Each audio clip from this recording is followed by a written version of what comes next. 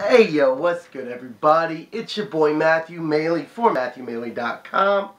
Well, first off, gotta again apologize. I know I haven't had the opportunity, or sadly the money, to put up many poker recap videos here recently. I was finally able to go out and play a session, and I apologize, it has taken me a few days to put this video together. Things have been real crazy, so I am sorry about that. I know I've had some people emailing me, hitting me up on Facebook, Twitter, YouTube, everything, saying, where are the videos, where are the videos, where's the poker? So I promise you I'm going to be playing as much as I possibly can. And, well, let's get right into it. I have a couple buddies in town from Arizona, a couple of my poker buddies that actually, they were the ones that were on the trip with me when I took third in the circuit event a couple years back. So they came out for a friend's wedding or something, and linked up with them. I had a couple, well, they were drinking, I was chilling out with them, whatever, and went to go play some cards. Playing over Planet Hollywood, like always, 1-2, you know, bought in for my standard 300. And my goal was we were planning on playing the Aria noon or 2 p.m. the next day, which is a $130 buy-in. So I was really hoping to, you know, make at least 130 bucks to boost that up and have my buy-in covered. So I am sitting there for probably, I'd say about 5-10 minutes. End up picking up Ace King, and raised from the small blind, 4 times the big blind. Got 3 callers. There had been 4 people that had called pre-flop, and when I raised, there were 3 of them who called because I made a comment about no respect or something like that. I ended up actually spiking a king. The flop came out king, king, queen, blank, and I ended up putting a small bet, probably like 15 or so, which was really small considering the fact that I'd raised to 8, or no, I raised to 9 pre-flop, and 4 people called, so it wasn't even quite half the pot, or 3 people called, so that was about half the pot, sorry. Mentally, I'm not all there right now, I guess. But ended up having a guy who had initially called pre-flop, ended up shoving on me for about another 40 on top.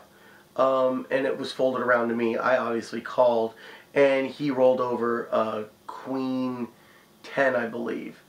Queen Jack, Queen 10, Queen 9, somewhere in there. So it ended up holding up, and I was able to take him out. It didn't obviously double me up because he was so short stacked as it was. But with that pot, it got me to about close to, I would say, close to 380, 390 or so.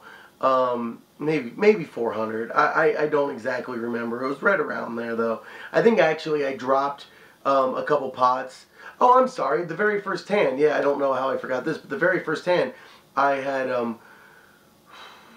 King 8, and ended up, I came in, I waited 2 hands and came in after the button and had King 8, ended up calling a raise with it. I really don't know why, I like King 8, and it was King 8 of clubs, which is almost King 8 of spades, which is one of my favorite hands. So I ended up calling a raise from under the gun +1, and the small blind and the big blind both called. I hit an 8 on the flop, but it was middle pair. Flop came out Jack 8, 4, if I'm not mistaken, and proceeded to call all the way down, which the turn card hit a queen, and then the river card hit a deuce.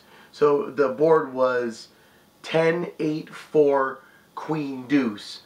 And I mean, you know, you don't feel great at any point with third pair, but I still, at that point, he checked on the turn, and so I really didn't know where I was at, because I figured, you know, the bet on the flop could have just been a standard continuation bet, and I probably could have raised there just to see where I was at, but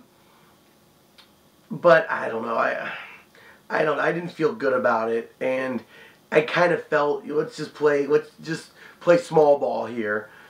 Turn card, he checked, which was weird. And I probably could have fired a bet there. I didn't. At this point, after the bet on the flop, it was heads up with just him and I. And then the river card hit either the deuce or a trade. It was an unnecessary card. Didn't matter regardless. And again, he bet, which was weird. Betting the flop, checking the turn, betting the river. And he bet small. He bet, I want to say, less than a third of the pot. And so I thought about it for a little bit, and I didn't feel good about it, but I did end up calling, and he ended up having ace-10.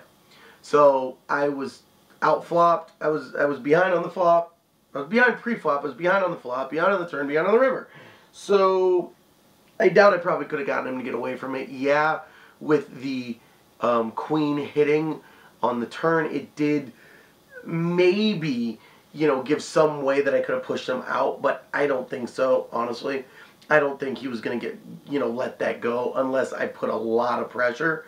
And even then, I just had sat down. I mean, this was my first hand. Maybe it was my second hand. I can't remember if I was one off the button or two off, but regardless, I mean, I just sat down, so I hadn't built up any kind of a table image, and really just, you know, well, at the end of the day, I'm not too upset about the hand.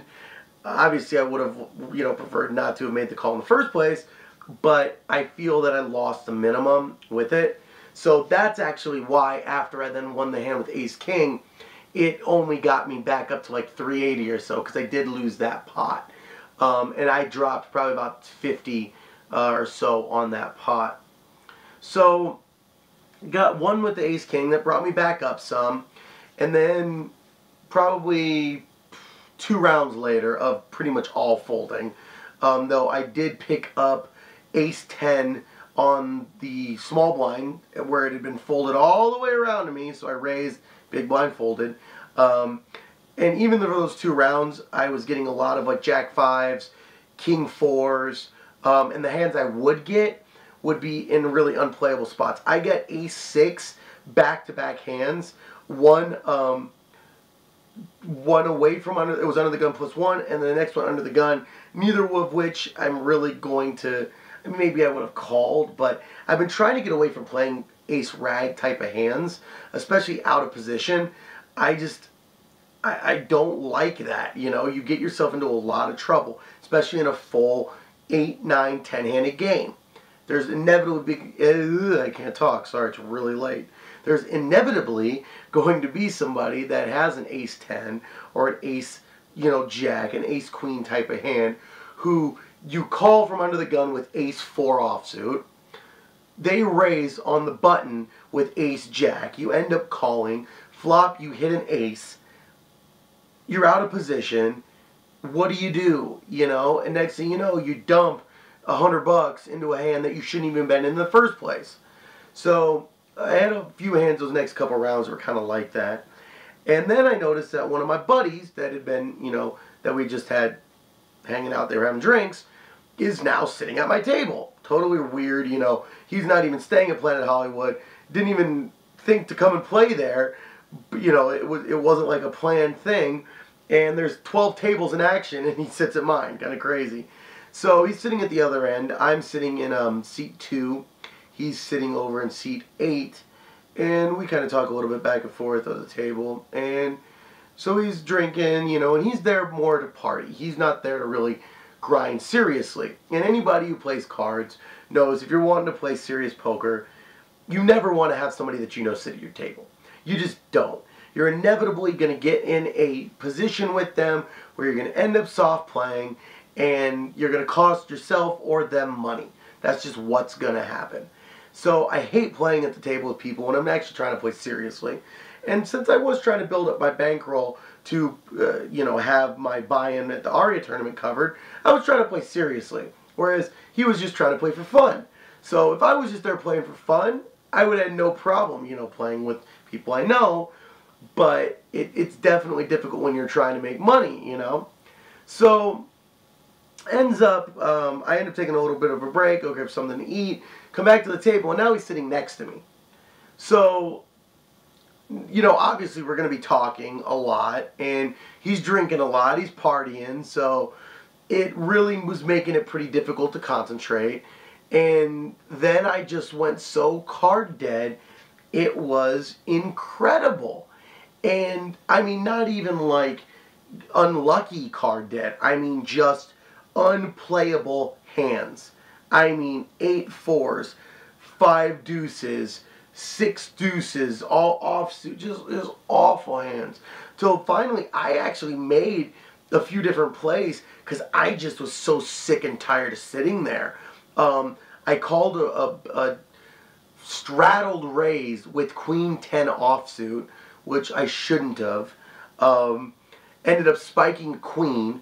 Problem was, it was a second pair again. Flop came out Ace Queen 8, I think, Ace Queen 7, rainbow, but it had been straddled, and then another person had raised, and then the guy from the straddle called, I had called, and there was somebody else in the pot. There was 4-handed, and it was a decent sized pot.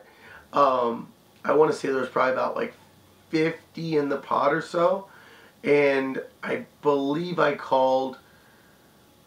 No, I was on a small blind. I'm sorry, that's where I was, because I called on a small blind, because I let out at it. I figured, you know what, the only way that I'm going to win this pot is by leading out at it. It was a bad play, I admit that, especially with 3 other people calling.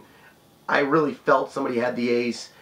I was hoping maybe I could have pushed somebody off, but I honestly, I don't know what I was thinking on that. I don't know if maybe I just wasn't mentally in the right place.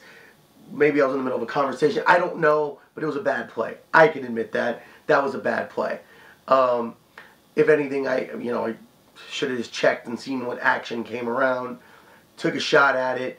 You know, it turned out that the guy who had originally raised, the guy who called the straddle called my bet, or who had straddled called my bet. Then the guy who raised added 100 on top of it, and I bet like 40 or so. And so I got the hell out of there. And the other guy ended up re-raising him all in, and the other guy ended up, I think, folding, and they both showed aces. So I was right ×2, except I didn't save any money because I made a horrible play leading out. So that was a costly hand. Then I had another hand with pocket jacks where it had again been straddled, and a guy, and by this time I'm down to like maybe $1.20 or so. I was not doing well. That hand when I hit the queen took me down to probably like I was at about $1.60, and with that took me down to about $1.20. So another hand, the straddle was pretty much on from like seat 4 all the way around. And so it had been straddled, and then a guy had raised to, I want to say, yeah, the straddle was 4, and the guy had raised to 12, and another guy raised to 40, if I'm not mistaken. And I shoved. I had pocket jacks, club heart. And so I ended up shoving. Goes all the way around, fold initially from the straddle guy, fold from the guy who made it 20, I think, or no, made it like 12, I think. I'm sorry. And then it got to the guy who made it, the 40. So I'm really thinking he's going to call. He ends up mucking, and he shows Queen 10.